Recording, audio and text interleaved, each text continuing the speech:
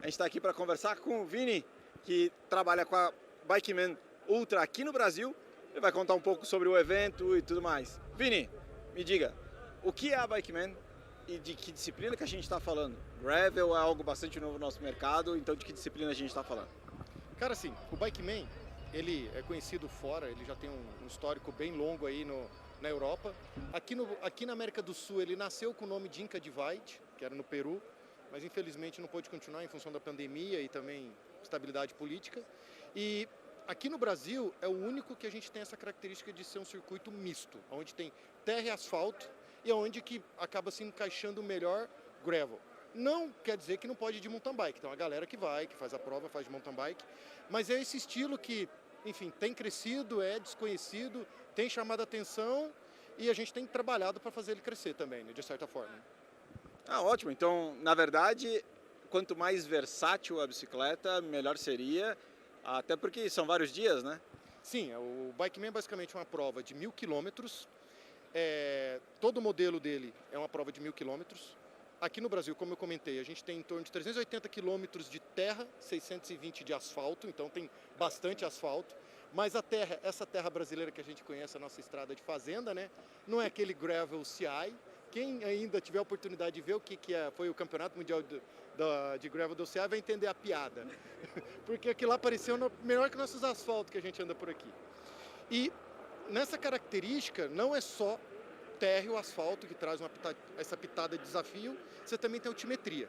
É uma prova com 18 mil metros de subida acumulada, mas pensa para o outro lado, são 18 mil de descida. De descida, né? Você tem 18 mil de descida. Então, ela traz esse desafio de altimetria e de um pouco de terra. E na Europa tem também, lá o Bikeman, as versões europeias, ele tem bastante altimetria, varia, alguns têm 19 mil, tem outros que têm 14, mas é predominante asfalto, então acaba sendo uma prova mais rápida. Em contrapartida, não tem o visual que a gente tem aqui da Mata Atlântica e andar na praia, algumas outras coisas que só a terra nos leva. Pois é, acho que o Brasil tem essa característica bastante diferente de ser um ambiente muito distinto. E tem uma frase antiga que eu escutava que a vista lá de cima vale o preço da subida. Mas e essas subidas, como é que são? Eu lembro da versão anterior, tinha ali Serra de Campos, tinha umas coisas complicadas. Olha, assim, a gente não consegue chegar nos lugares mais bonitos do Brasil no asfalto. Você tem que pegar uma terra. Então, assim, a prova ela é aqui na região do Vale do Paraíba, ela larga em Santo Antônio do Pinhal, que é pertinho de Campos do Jordão. Ela segue por ali pelo Vale do Paraíba, vai até a próxima nascente do Tietê em Salesópolis, vai até Ubatuba no mar, até Paraty, então vai pegar aquela brisa, sobe Paraty, a primeira grande subida da prova, não, tem muitas subidas, mas um dos primeiros grandes desafios, que é a subida pavimentada mais dura do Brasil, subida que você tem 9 quilômetros com 11% e você tem 17 quilômetros no total, então é uma subida bem, bem dura. E uma outra subida que é pouquíssimo conhecida é a subida que vai para o lado de Minas Gerais para o acesso ao Parque do Itatiaia.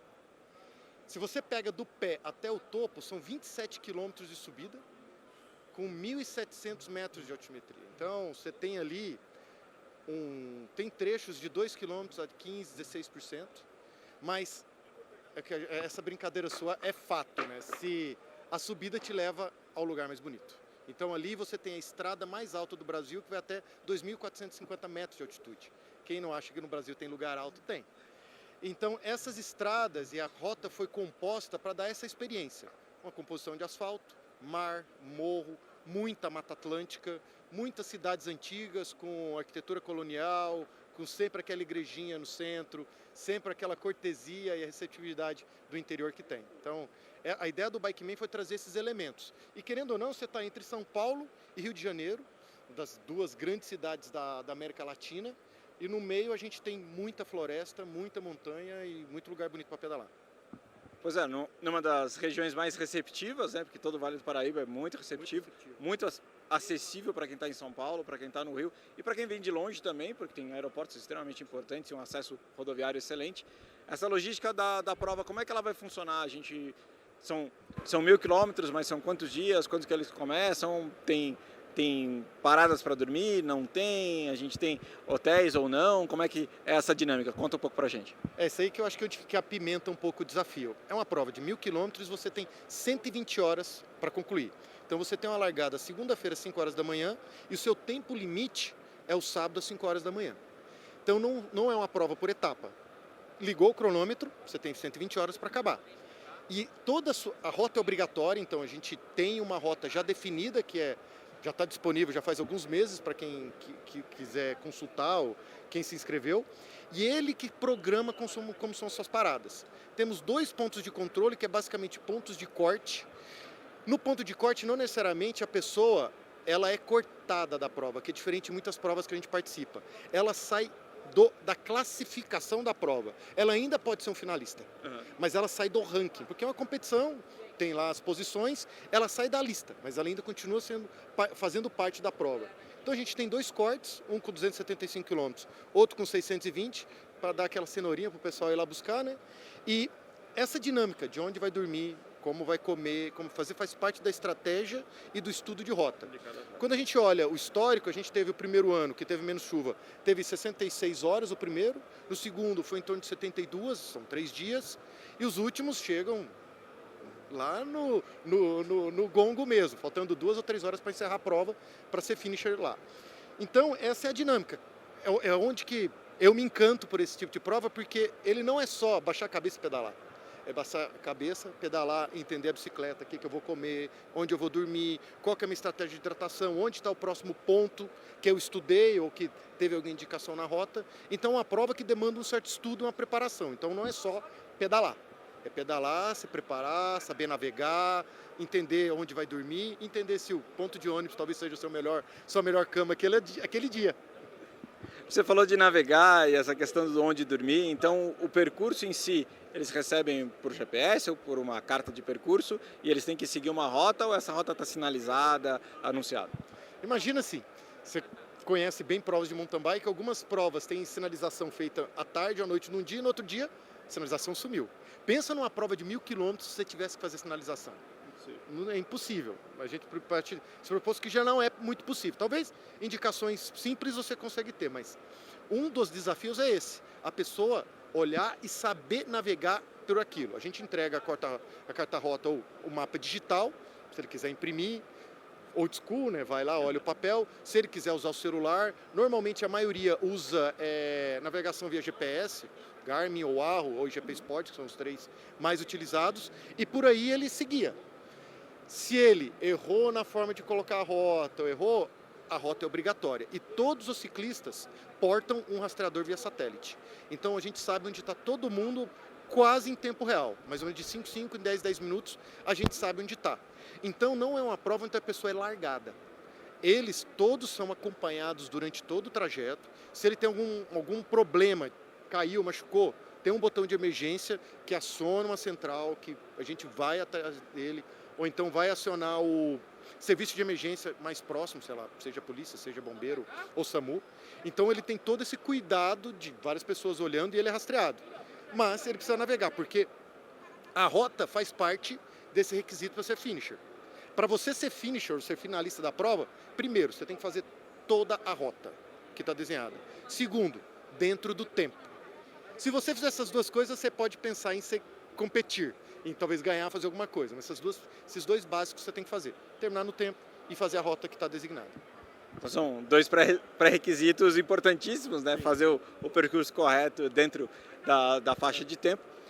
Essa logística, então, toda parte do desafio, isso acaba tornando bastante interessante, acaba aproximando muito de bikepackings e afins. E é um bikepacking race. Quando a gente pega ao pé da letra, ele segue esse estilo. Então, é uma prova, é uma competição e também uma viagem. Porque você tem as coisas que você usa na prova, você pode, por 2 formas. Ou você leva, ou você compra. Você não pode ter ninguém te ajudando. É autossuficiente. Então, é uma viagem. Só que é uma viagem corrida. É uma viagem num caminho determinado. Você pode curtir, ficar fazendo Instagram? Pode. Talvez você vai perder um pouco de tempo ali, você pode talvez não chegar no tempo, mas então, tem gente que consegue, brinca, faz vídeo, faz tudo e ainda termina no tempo. Por isso que é um desafio que poucos, só quem está na chegada ou convive com alguém que fez, consegue entender como é o sentimento e a emoção de conseguir vencer esse desafio. Porque a gente falou, você tem que saber navegar, você tem que entender, estudar a rota, entender onde vai parar, como vai comer. Se você tiver um problema mecânico, você tem que resolver ou procurar algum apoio de ir numa loja e voltar para o mesmo ponto. Então, a hora que você termina, você teve que desenvolver tantas habilidades para terminar que você... É uma vitória, independente se você é campeão ou não, mas é uma conquista sua, pessoal, que ninguém te tira. E que ninguém também consegue te prover isso se for num ambiente desse jeito. Exato, exato. É algo bastante particular e um desafio pessoal bastante grande. Sim. E eu acho que sobre esse desafio pessoal é que acabam tendo números de pessoas que acabam retornando para se desafiar novamente. Fala um pouco sobre isso. O pessoal segue o circuito europeu e depois vem para o Brasil. O pessoal do Brasil tem participado várias vezes aqui. Como é que está essa estrutura? Tem uma coisa aqui que a gente ainda, isso eu vou ser bem honesto, que a gente ainda está desenhando. Porque assim, o Bikeman Europa, ele é predominantemente asfalto. A gente está na América do Sul. A América do Sul são as florestas do Brasil, são essa nossa variedade, essa nossa heterogeneidade de cultura, ou mesmo se você pega provas equivalentes, talvez que nem Peru, Colômbia, o Chile, tem montanha, tem Andes, sabe? Eles não têm isso. Aí você fala, não, vamos falar, eles têm os Alpes, mas é tudo bonitinho, desenhadinho. Aqui não, aqui a gente é mais roots. A gente tem, o intercâmbio é interessante, a gente teve no primeiro ano, a gente teve 17 europeus, esse último ano agora a gente teve em torno de 13, 14 europeus, esse ano está um pouco menos, mas o que está acontecendo é uma redescoberta de brasileiros à prova. A gente teve as duas primeiras edições, tiveram na segunda bastante gente que retornou. Esse ano a gente está com o roteiro bem parecido com o primeiro e com o segundo ano, então a gente tem menos retorno, só que a gente tem muita gente que é a primeira vez. Então, que chamou bastante atenção minha, porque falou, poxa, então pessoas estão querendo descobrir a prova. Ano que vem eu penso talvez mudar para outra região do Brasil, para que essas pessoas que talvez já fiz uma vez, já fiz duas, não vou fazer a mesma região, quero uma região diferente. Então ano que vem a ideia é trazer uma região diferente. Mas o que eu noto esse tipo de prova, ele não só dá esse retorno entre uma prova do Bikeman e outra, mas a gente leva pessoas para outras provas. Por exemplo, estão vindo agora 7 colombianos, vai ter um grupo que vai para a Colômbia, tem um pessoal que foi para o Chile, para a Cross Andes, que é outra, estão vindo aqui para o Bikeman. São provas do mesmo estilo América do Sul, que a gente acaba tendo integração de cultura. Então, o que acontece é que a gente desenvolve as competições de ultra distância. E, eventualmente, eu quero trazer os europeus para cá e levar os brasileiros para lá. Me fala um pouquinho de algumas outras situações, algumas histórias. Eu lembro do ano passado, já que o César Delong, nosso contribuidor e grande amigo meu, participou junto com vocês, fotografando e tudo mais. E eu acho que o grande astro do ano passado foi um cachorro, né? Então, essa história do cachorro foi bem particular, né? Porque... E o pior é que quando eu fiz o reconhecimento junto com o Zogaib, aconteceu a mesma coisa. Só que nós dois conseguimos persuadir o cachorro a largar da gente de algum jeito. Mas imagina, era o Davi como primeiro lugar, estava com um cachorro, seguiu ele, se eu não me engano, desde Maringá até o Itatiaia, nós estamos falando de 70, 80 quilômetros quase um cachorro. Ele estava bem cansado, ele empurrou bastante, mas a gente tentou também pedir para o cachorro ir embora, nada parou esse cachorro seguiu e virou uma história até bem curiosa e chamou bastante atenção porque esse cachorro acabou ficando lá no Itatiaia, depois um dos voluntários, conversando com um amigo do Davi, conseguiu pegar o cachorro, entregou lá no dia que estava praticamente a festa, então trouxe uma visão diferente para a prova, que é algo inesperado, né? E você vê muito esse tipo de coisa, assim, de gente que bate na casa dos outros para pedir para recarregar alguma coisa, gente que precisa, talvez, estar lá com frio e é acolhido. Teve 2 que tiveram hipotermia e foram acolhidos. Então, assim, a prova acolhe.